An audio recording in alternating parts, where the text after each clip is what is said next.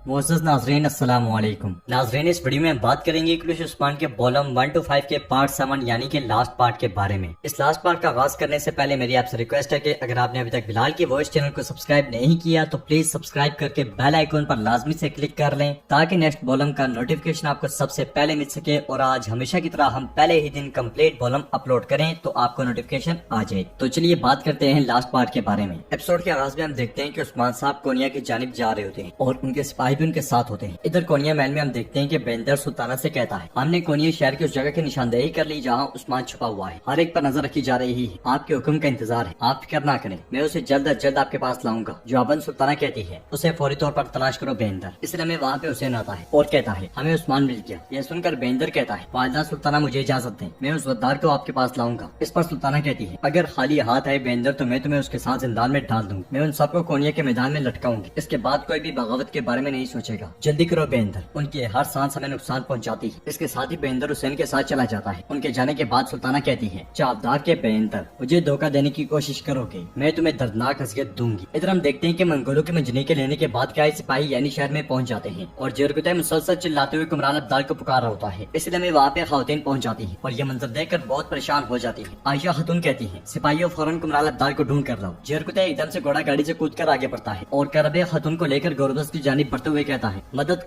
करो मेरा भाई मर रहा है। इसके साथ ही जरकुतै गोरबस को कंधे पर उठा लेता है और करबे खातून कहती है, इसका जख्म गहरा लगता है, इसे जल्दी से अंदर ले जाओ, जख्म को साफ करने की जरूरत है। इसके साथ ही सिपाही गोरबस को स्ट्रेचर पर लेटा देते हैं और जरकुतै उससे कहता है, भाई परेशान ना हो, तुम ठीक हो जाओगे। जवाबन गोरबस कहता है, रुको भाइयों, मेरा वक्त आ गया है। यह सुनकर सिपाही उसे जमीन पर रख देते हैं और जरकुतै रोते हुए कहता है, नहीं नहीं। गोरबस कहता है, मुझे माफ करना। जवाबन जरकुतै कहता है, नहीं भाई, हम मिलकर मजीद खाएंगे। इस पर गोरबस कहता है, बस भाई और नहीं। इसके साथ ही गोरबस कलमे शहादत पढ़ने शुरू कर देता है। ये देखकर सब बहुत दुखी हो जाते हैं और जरकुतै ज़ारों की तरह रोना शुरू हो जाता है। नाज़रीन, इसके बाद मंजर बिल्कुल एकदम से बदल जाता है और गोरबस एक कमरे में लेटा होता है जबकि जरकुतै और सिपाही भाई सुंगर ने उसके ऊपर एक कफनुमा कपड़ा डाला होता है, जिसे देखकर गोरबस कहता है, क्या मैं मर गया हूँ? तो जरकुतै आवाज बदल कर कहता है, इंतजार करो, ये सवाल करने का वक्त है। तो अंदर मौजूद गोरबस कहता है, मैं वाकई मर गया हूँ। पूछताछ शुरू हो गई। इसके बाद जरकुतै कहता है, मुझे बताओ गोरबस, तुम्हारा रब कौन है? यह सुनकर गोरबस हाँफते कांपते हुए कहता है, ऐ अल्लाह मेरी मदद फरमा। और फिर जवाब देते हुए कहता है, अल्लाह ताला। फिर सिपाही भाई सुंगर पूछता है, तुम्हारा दीन क्या है गोरबस? जवाबन गोरबस कहता है, इस्लाम मेरा दीन है। मुझ पर इल्जाम ना लगाएं, तो मुझे अजनबी नहीं लगते। मैं खुद को मुर्दा महसूस नहीं कर रहा। क्या मुर्दा लोग इस तरह देखते हैं? तो जरकुतै कहता है, ये एक तस्वीर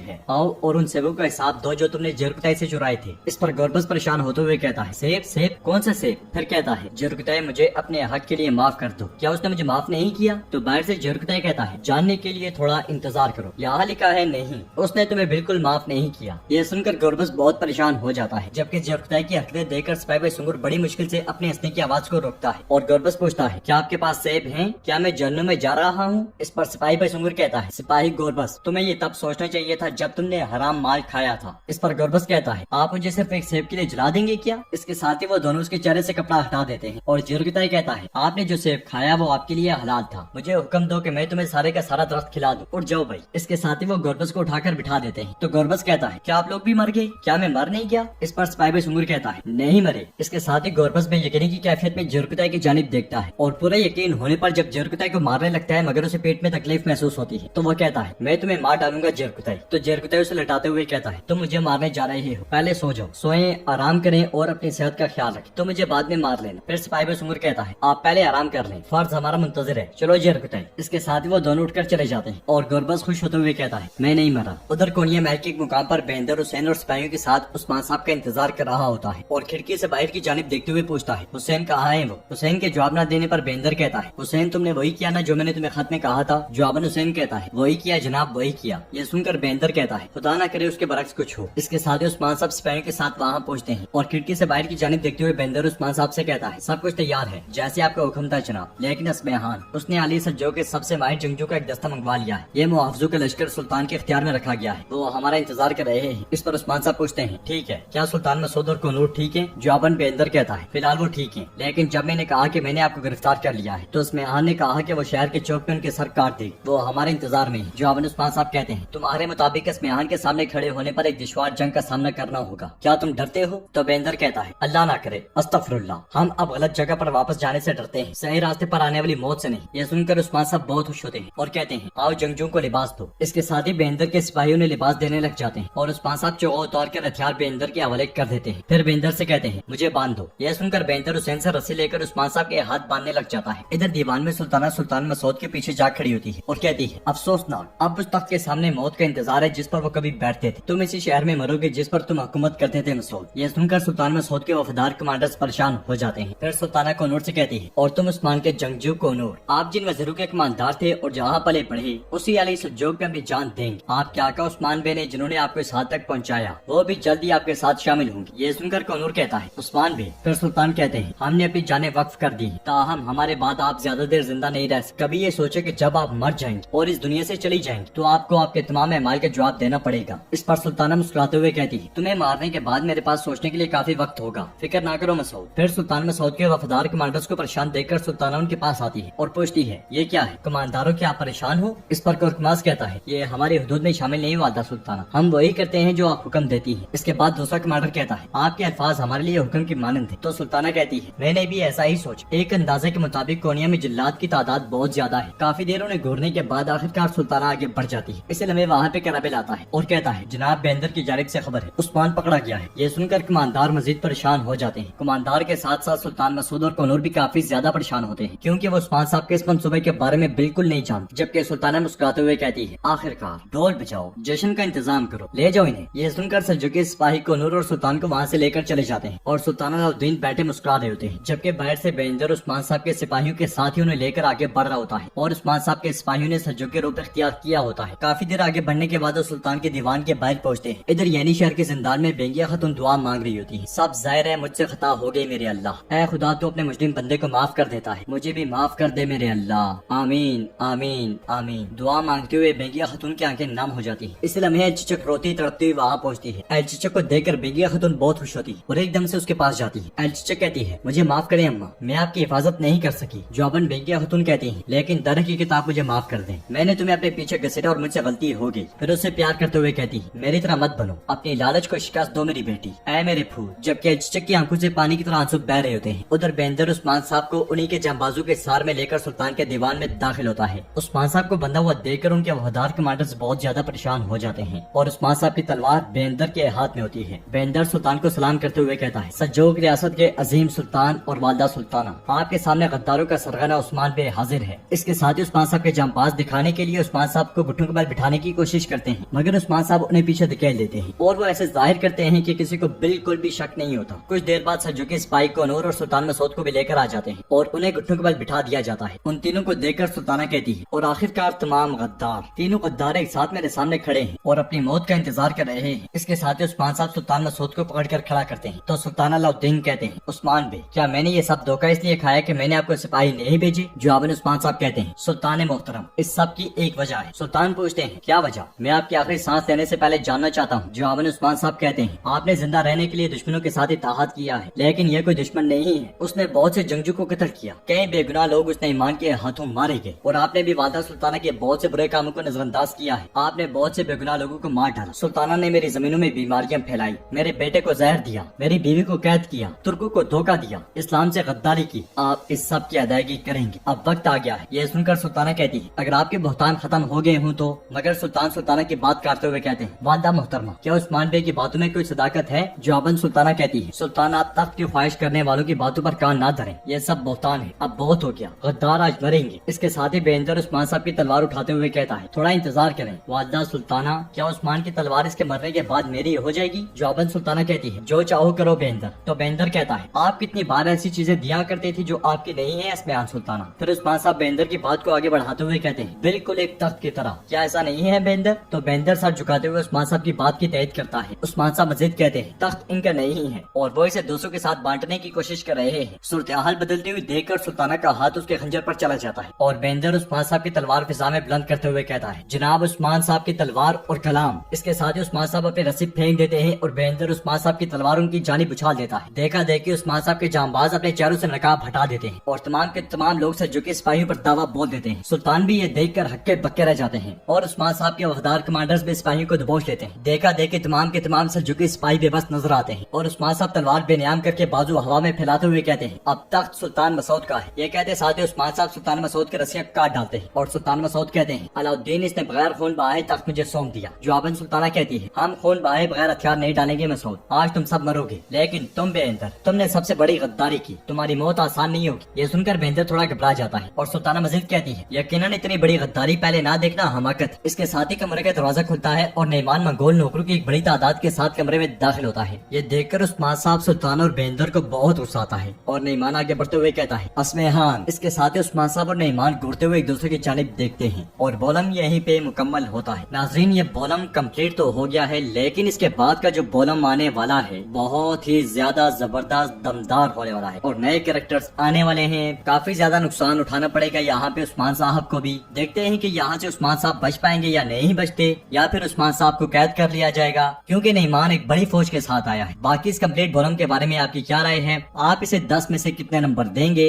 अपनी कीमती राय का इजहार कमेंट बॉक्स में लाजमी करें। तो अगर आपको ये वीडियो पसंद आई है तो वीडियो को लाइक करें, चैनल को सब्सक्राइब करें।